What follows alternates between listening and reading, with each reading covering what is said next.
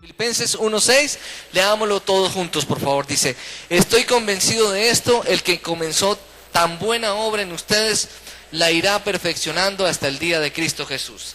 Amado Padre, venimos hoy delante de ti y te damos gracias, mi Dios, porque tú comenzaste en nosotros una muy buena obra, Dios.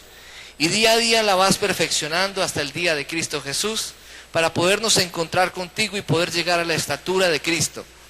Permítenos que asimismo nosotros todo lo que podamos empezar, lo podamos terminar, como ejemplo que recibimos de ti.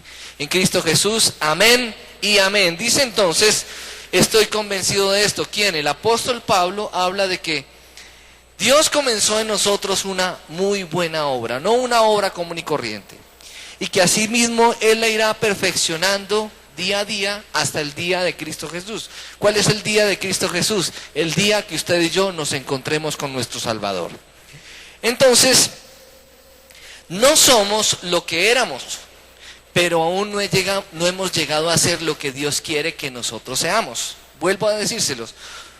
No somos lo que éramos, pero aún no hemos llegado a ser lo que Dios quiere que seamos. Entonces, la regeneración es un acto, la libertad es una posición y la santificación es un proceso. Vuelvo a decírselos, la regeneración es un acto, es la obra del Espíritu Santo en la vida de cada creyente, el cambio de naturaleza, de modo que si alguno está en Cristo es una nueva creación, lo viejo queda atrás, ahora todo es nuevo.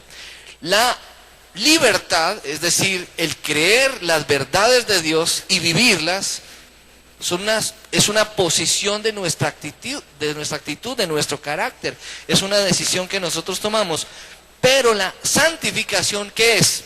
Es un proceso. Entonces, en el versículo 6, ¿de cuál de las tres estábamos hablando? De la santificación. ¿Qué es la santificación? Se los voy a decir en términos muy claros, sin palabras rebuscadas, ni haciendo una apologética, ni una profundización en el tema, pero se los voy a decir, cuando hablamos cosas sencillas, no quiere decir que dejen de ser profundas. Jesucristo era sencillo, pero hablaba con profundidad. ¿Qué es la santificación? Es caminar todos los días de la mano de Jesús en su dirección. Caminar en la dirección de Dios. Eso se llama como santificación. Es lo que se conoce en el término empresarial como un proceso de mejoramiento continuo, en donde todos los días vamos a la presencia de Dios a revisarnos interiormente y a empezar a cambiar aquellas cosas que necesitamos cambiar, con la ayuda del Espíritu Santo. Amén. ¿Cómo se llama eso? Se llama santificación. Estoy convencido de esto, que el que comenzó tan buena obra en ustedes, la irá perfeccionando hasta el día de Cristo Jesús. ¿Qué me gusta de este versículo? Que Dios lo que comienza lo termina. ¿Qué significa eso? Que si Dios, usted le entregó la vida a Jesucristo, Jesucristo no lo va a dejar tal como está. Jesucristo quiere entregarlo al Padre como un proyecto terminado. Seguramente para algunos será más fácil, de acuerdo a la buena disposición de su corazón, y para otros será difícil. Porque ¿cuál es la tragedia del ser humano? Dios a querer hacer la obra en el ser humano y el hombre a no quererse dejar transformar por el Señor. Entonces, la voluntad de Dios, ¿cuál es?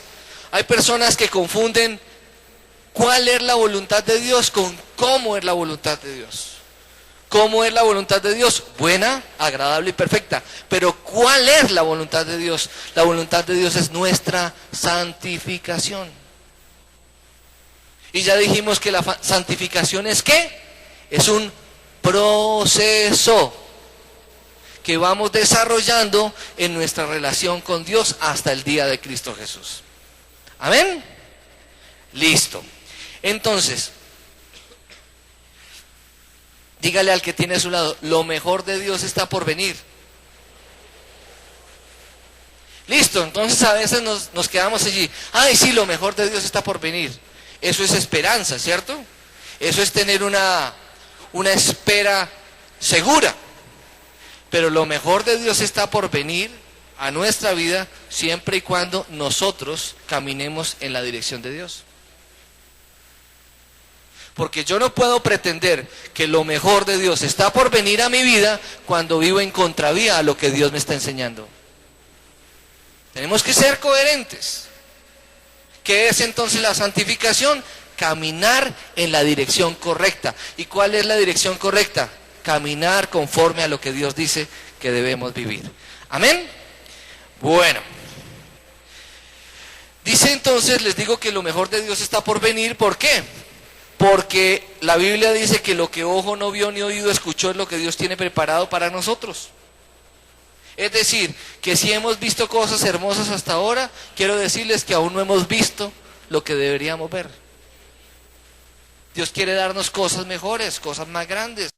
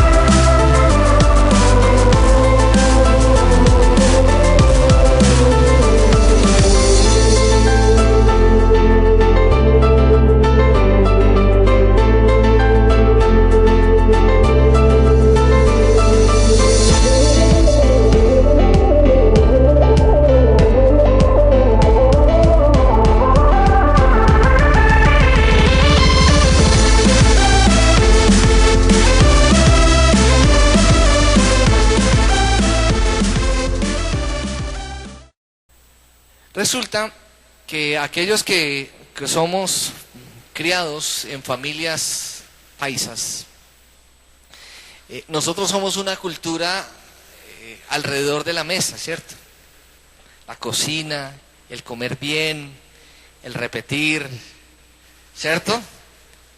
Entonces resulta que las mamás en esta zona del país generalmente cocinan y cocinan un poco más. ¿Para qué? Para darle al que quiere más, ¿cierto? Entonces a veces hay hijos que son más tragones que otros. Y la mamá siempre hace un poco más para dar al que quiere más. Resulta que Dios tiene más para el que quiere más. Pero a veces tenemos mentalidades tan cortas, tan escasas. Pensamos tan poco que finalmente nos quedamos allí. Pero Dios quiere darnos más. Pero Dios le quiere dar más ¿a quién? Al que quiere más. Dios quiere dar más en su vida matrimonial. Dios le quiere dar más en sus relaciones interpersonales. Dios quiere dar más a usted como creyente, como cristiano, como miembro de una iglesia. Pero Dios le va a dar a usted cuando usted esté dispuesto a recibir más de Él. ¿Amén, iglesia?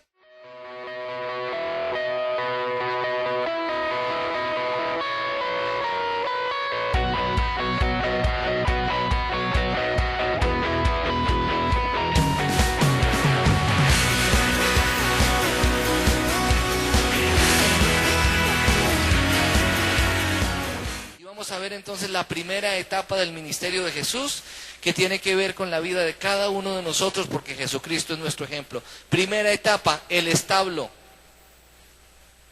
El establo. ¿Cómo? ¿El establo qué es? El establo es la iniciativa de Dios. Siempre que Dios quiere comenzar algo, lo comienza simbólicamente en un establo. Y ya les voy a explicar un poco más de qué se trata. Jesucristo, el Salvador de la humanidad, el Rey de Reyes, el Señor de Señores, el Creador de todo lo que existe, el eternamente otro. El Creador de todos nosotros nació en un establo.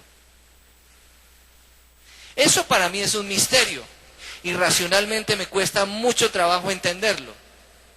Que el Dios que me creó, el dueño del oro y de la plata, el creador de todo lo que existe, el creador del universo, en el plan de Dios, Dios lo haya traído a este mundo para que naciera en un pesebre. Eso es muy difícil de entenderlo racionalmente. Pero Dios nos muestra cosas hermosas a través de estos ejemplos. Porque me decía un pastor amigo, y no puedo decir la palabra de aquí, pero quiero que ustedes la completen. Porque si Dios nació en un mier,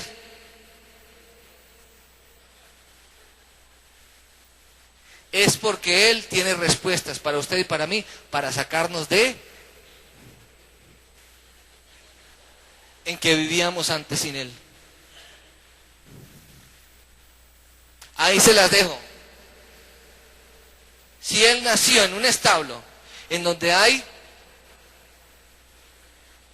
de los animales, eso significa que Dios vino al mundo para sacarnos a usted y a mí de la...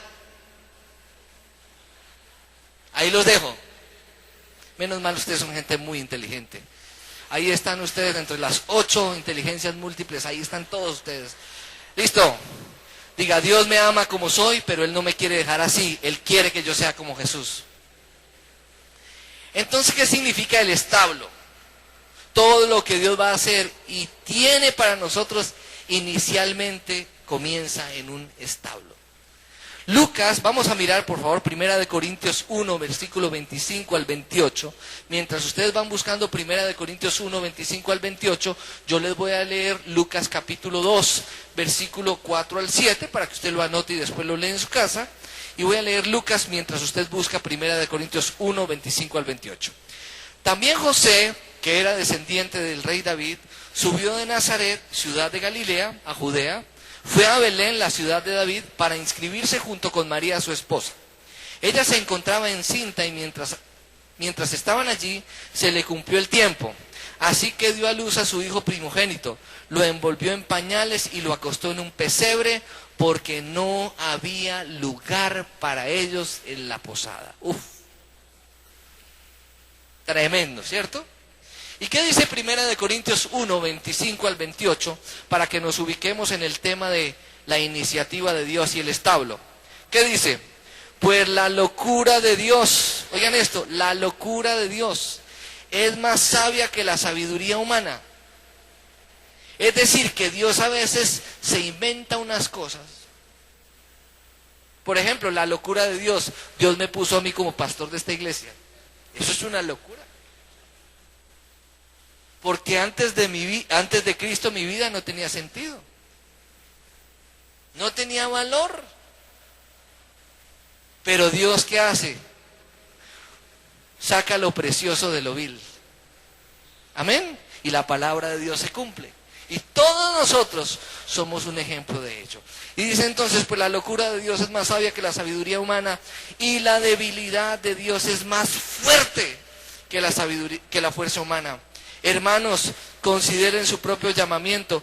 No muchos de ustedes son sabios según criterios meramente humanos. Por eso actualmente vemos tanto bullying en los colegios. Muchachos perseguidos, burlados, porque no tienen un buen rendimiento académico, porque no son buenos para ciertas áreas, porque no son buenos deportistas, porque tienen piernas flacas,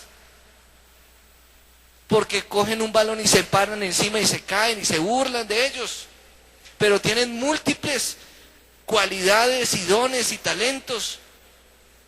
Yo vengo de la escuela de que los brutos eran los que no nos iba bien en matemáticas. A mí nunca me fue bien en matemáticas, entonces yo era un bruto. Tenía un grupo de compañeros que les iba súper bien.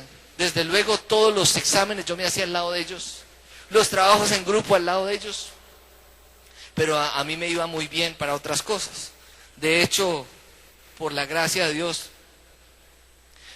sin ser el mejor estudiante, me pusieron a dar el discurso de graduación, porque no era tan bruto al parecer, porque tenía otra inteligencia.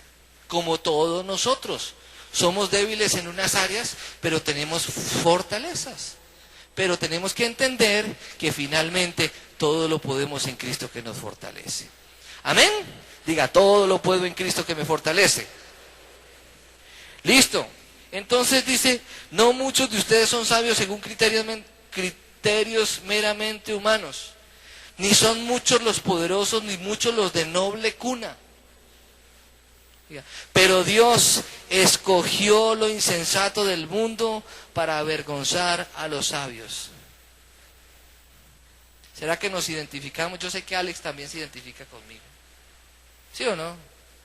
Pero este man es un matemático impresionante. Dice después, y escogió lo débil del mundo. ¿Hay alguien aquí que se considere débil? Ay, gloria a Dios, porque ustedes son personas hermosas que Dios eligió para grandes cosas. Amén. Dice, también escogió lo débil del mundo para avergonzar a los poderosos. También escogió Dios lo más bajo y despreciado, y lo que no es, para anular lo que es. Esto nos involucra a todos. ¿Cuántas veces hemos pensado, yo no puedo, no soy capaz, otro lo podría hacer mejor que yo? Pero quiero decirles a ustedes que Dios no busca a los capacitados. Dios capacita a los llamados, y Él lo único que necesita para hacer su obra en y en cada uno de nosotros es un corazón dispuesto. Amén. Diga, Dios necesita de mí un corazón dispuesto para ser pulido, para ser forjado, para ser disciplinado, para ser formado. ¿Saben por qué? Porque Dios quiere formar su equipo, y en su equipo estamos nosotros. Aquellas personas que tenemos gente a nuestro cargo, es decir, que tenemos algún cargo directivo. Por ejemplo, nosotros en la iglesia tenemos 40 empleados. Después de Casa sobre la Roca en Bogotá, somos la iglesia que más empleados tenemos en el país. Y a veces uno, cuando está a la cabeza, para uno a veces es difícil, porque a veces se presentan dificultades. Y uno quisiera que todo el que llegara fuera perfecto, ya formado, que no tuviéramos que llamar la atención, pero resulta que Dios tiene el mismo trato con nosotros. ¿Por qué? Porque nosotros no somos perfectos para lo que Dios nos llamó a hacer. Dios nos llamó por su gracia y Dios nos quiere formar para que seamos parte de su equipo, y finalmente, siendo formados por Él, Cristo sea glorificado a través de nosotros. Amén. Entonces diga nuevamente, Cristo quiere formar su equipo, y ahí estoy yo. No, pero con ese ánimo. Entonces, cuando una persona dice, no estoy preparado, no soy apto, todavía me falta, ese personaje es útil para lo que Dios quiere hacer. Pero aquel que dice, yo sí soy capaz, yo sí puedo, yo me las sé todas. ¿Por qué? Porque la debilidad de Dios es más fuerte que los poderosos, dice el Señor. Amén. Y Dios puede hacer muchas cosas en un corazón humilde, pero Dios siempre será limitado para trabajar en un corazón orgulloso. Amén. A veces pensamos en el apóstol Pedro, una persona que caminó sobre las aguas y se hundió. Siempre resaltamos de Pedro con respecto al evento de la caminada por las aguas, siempre resaltamos en Pedro el evento de que él se hundió porque miró las circunstancias. Pero nosotros deberíamos resaltar que por lo menos de los 12, él fue el único que corrió el riesgo. Y de los 12, pudo decir al final, sí, me hundí, pero ninguno de ustedes caminó sobre las aguas, yo sí. Entonces, cuando dices, no estoy preparado, ese es un buen síntoma de que Dios te quiere usar. Resulta que hay un cucarroncito verde, grande, que tiene unas alitas muy chiquitas. ¿Cómo se llama ese cucarrón? Cucarrón, ¿cierto? En Argentina lo llaman moscardón, o sea, es como una mosca muy grande. Resulta que según las leyes de aerodinámica, un cucarrón no puede volar. Y científicamente han estudiado las cualidades y las características de ese cucarrón, y ese cucarrón no podría volar. ¿Por qué vuela? ¿Por qué vuela ese cucarrón? ¿Sabe por qué vuela? Porque Dios quiere que vuele. Entonces dígale al que tiene a su lado, vas a volar, cucarrón.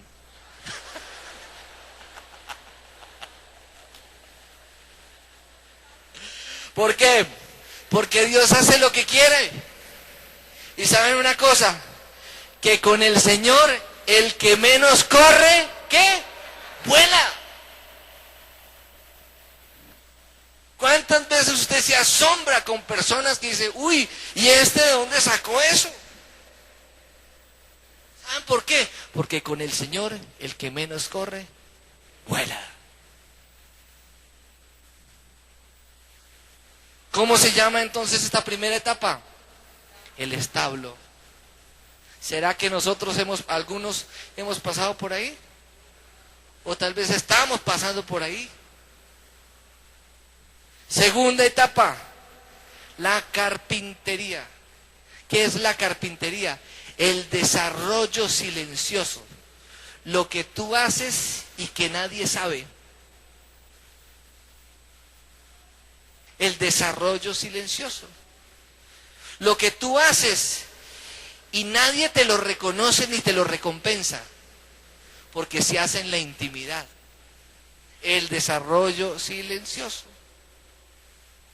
El apóstol Pablo, después de haber sido derribado por el Señor, cuando iba camino a Damasco con cartas para cortarle la cabeza a muchos cristianos, se encontró con el Señor y el Señor le reveló el ministerio que este hombre tenía. Este hombre cayó de rodillas y se levantó de allí, fue donde una persona para que le impusiera las manos y pudiera ver de nuevo. ¿Y qué hizo el apóstol Pablo?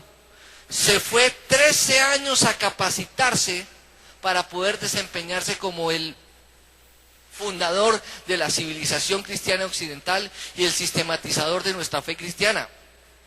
Jesucristo dijo qué hay que hacer y el apóstol Pablo nos enseñó por la revelación del Espíritu Santo a través de sus epístolas cómo obedecer a Dios, cómo vivir la vida cristiana.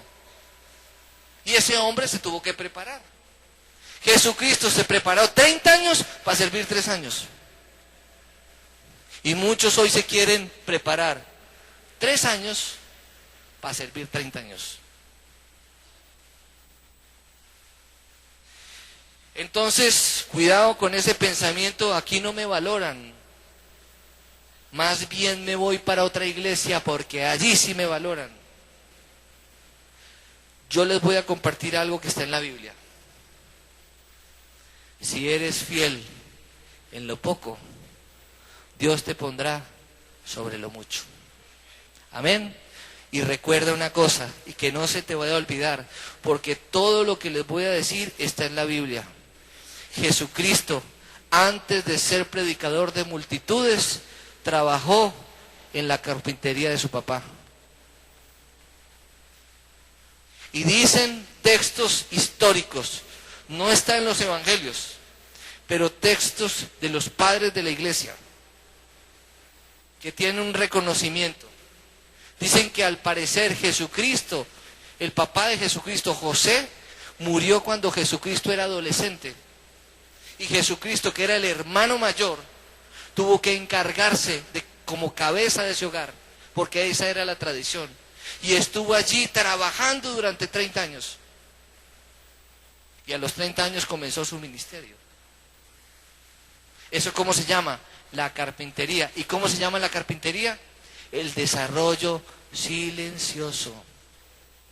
Lo que tú haces, donde te preparas, tu tiempo de oración, tus tiempos de ayuno, lo que tú das para la obra de Dios sin que nadie se dé cuenta, el desarrollo silencioso. Si eres fiel en lo poco, Dios te pondrá sobre lo mucho. José, antes de ser gobernador de Egipto, ¿qué fue? ¿Se acuerdan? Antes de ser gobernador de Egipto, ¿qué fue José? José fue vendido por sus hermanos, administró fielmente lo encomendado por Potifar, estuvo en la cárcel injustamente, nunca renegó y fue responsable a la hora de compartir la revelación que Dios le daba. ¿Eso lo llevó a qué?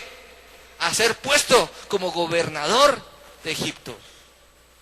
Fue fiel en lo poco y Dios lo puso sobre lo mucho. Nehemías, antes de reedificar el muro, ¿qué fue Nehemías?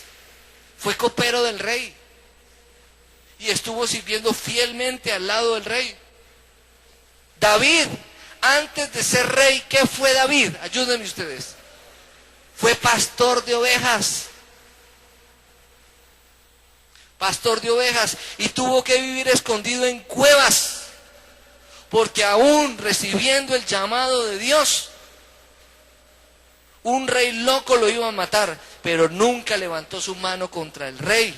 ¿Qué hizo? Si Dios me llamó, me dará el lugar.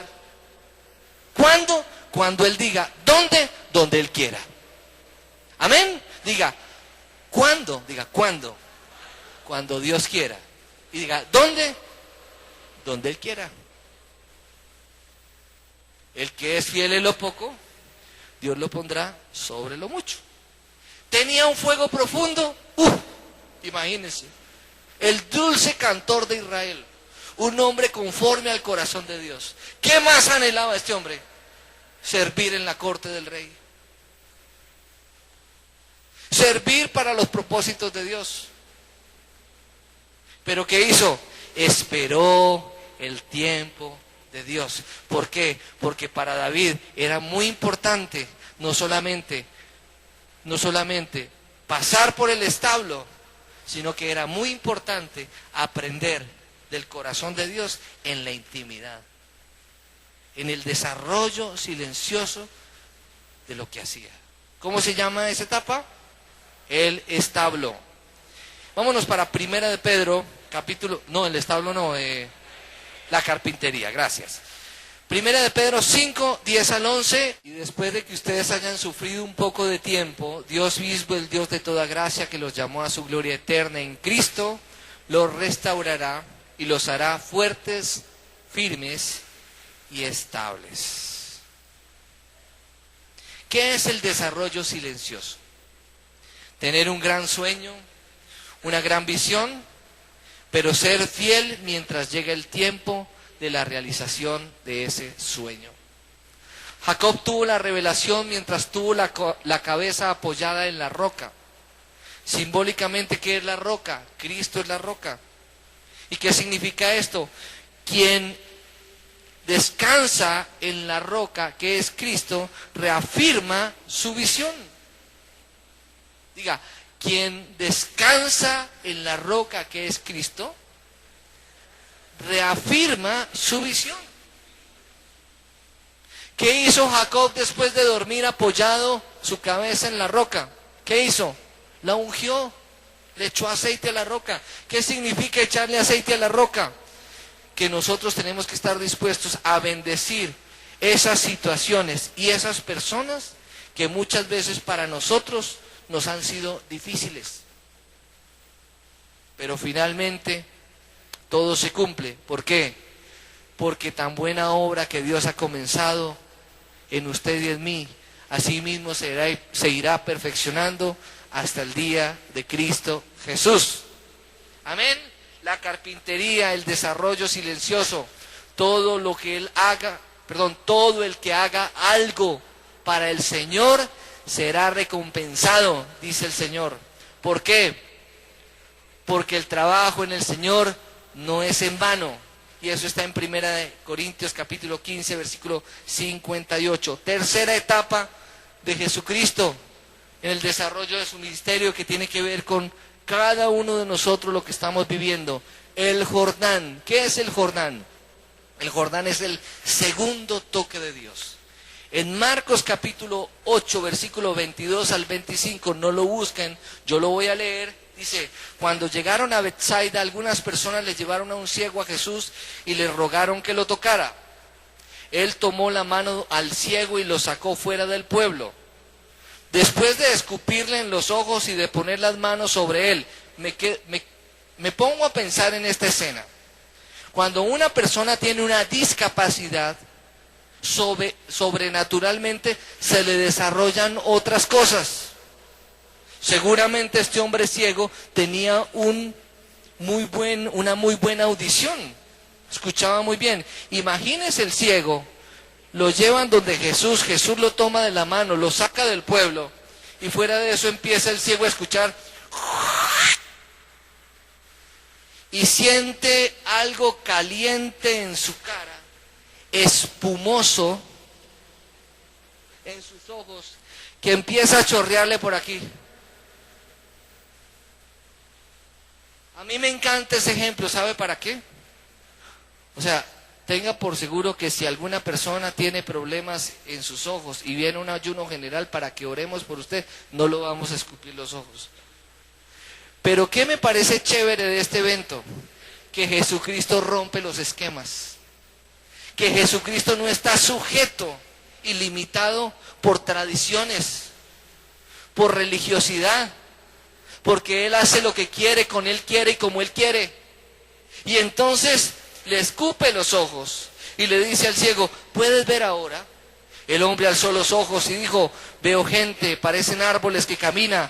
Entonces le puso de nuevo las manos sobre sus ojos y el ciego fue curado, recobró la vista y comenzó a ver todo con claridad. Muchas veces nosotros como cristianos no hemos recibido aún el segundo toque de Dios y a veces vemos a la esposa como si fuera un árbol que camina. Y no la vemos realmente como la princesa que Dios puso a nuestro lado, como ese vaso frágil que hay que cuidarla, que hay que protegerla, que hay que proveer para ella, que hay que trabajar para ella. Yo me quedo pensando, en un país como Colombia, hay mujeres solas, madres cabezas de hogar, que sacan adelante sus hijos, que les pagan las universidades, que les pagan unas especializaciones. Y hay hombres que no son capaces de hacer eso.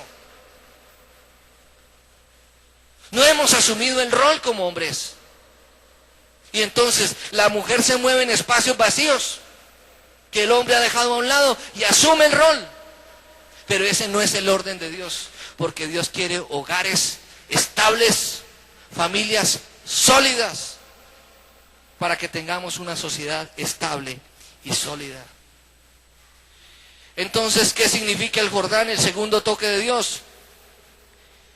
Entonces, la persona, cuando ya tenemos claridad respecto a nuestro propósito en la vida, 3 fechas que no podemos olvidar: el día en que nacimos, el día en que nacimos de nuevo y el día en que supimos para qué estamos en este mundo.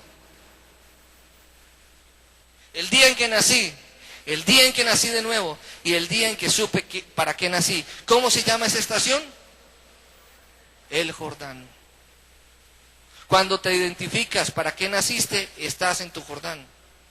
Dice 2 de Pedro 1:10, por lo tanto, hermanos, esfuércense más todavía por asegurarse del llamado de Dios, que fue quien los eligió. Si hacen estas cosas no caerán jamás y se les abrirán de par en par las puertas del reino. Y como les dije al comienzo, esta historia continuará. Nos vemos dentro de 8 días. Pongamos por favor el video. El establo, la iniciativa de Dios, la carpintería, el desarrollo silencioso, el Jordán, el segundo toque. Pongamos el video del violín, por favor. Y este título se va por solo $40. ¿Y ahora qué? El violín. ¿No hay nada más? Muy bien, señoras y señores, tenemos ahora algo que hemos estado esperando toda la noche. Permítanme que les muestre este artículo que tenemos aquí para ustedes. Se trata nada menos que de un hermoso violín que lo tengo acá mostrándoselos a ustedes y que es una verdadera... Estaba en realidad golpeado y arruinado. El rematador pensaba que no valía la pena perder el tiempo con eso. ¿A quién le gustaría dar $1 por este hermoso violín? Lo pueden poner... Lo mostraba con una sonrisa en los labios. En cualquier lugar es un violín muy bonito. A ver, ¿algún interés en este violín? No se vayan porque estarían perdiendo la oportunidad de hacerse de este hermoso violín. ¿Cuánto valgo, amigos?, parecía suplicar. ¿Quién ha de hacer la primera oferta? Vamos a ver quién apuesta, otra apuesta, $1, vamos a ver, por favor, alguien que se atreva por este violín. Lo estamos vendiendo muy barato esta noche, pero es un hermoso violín, véanlo, casi camina, casi habla, casi es humano, lo pueden poner en cualquier lado, es un violín muy bonito, qué hermoso. Ajá, aquí tenemos $1. $1, solo $1. ¿Alguien me da 2? Dijimos $1, sí, $1. Queremos más apuestas por este hermoso violín que lo pueden tener en cualquier lugar de su casa. $2, $2. Va 1 y 3. Ya dijeron $2 por aquí. $3 1 y $3 2. Se va, se va. Pero no. Un hombre de cabellos blancos se adelantó desde atrás de la sala y tomó el arco. Limpiando con su pañuelo el viejo violín y ajustándole las cuerdas, comenzó a tocar una dulce melodía, como una canción angelical.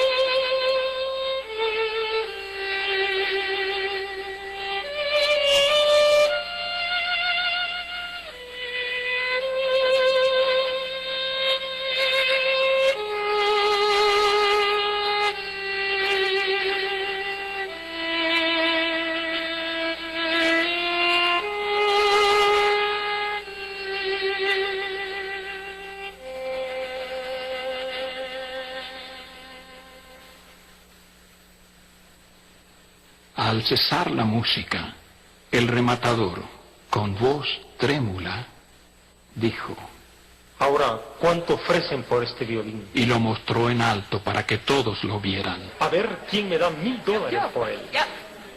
$1,000, tenemos ya $1,000. $1,000. ¿Y quién dará 2,000? $500, $2,000. $2,000 y 3,000. Sí, tenemos 2,500 acá. 3,001. 3,002.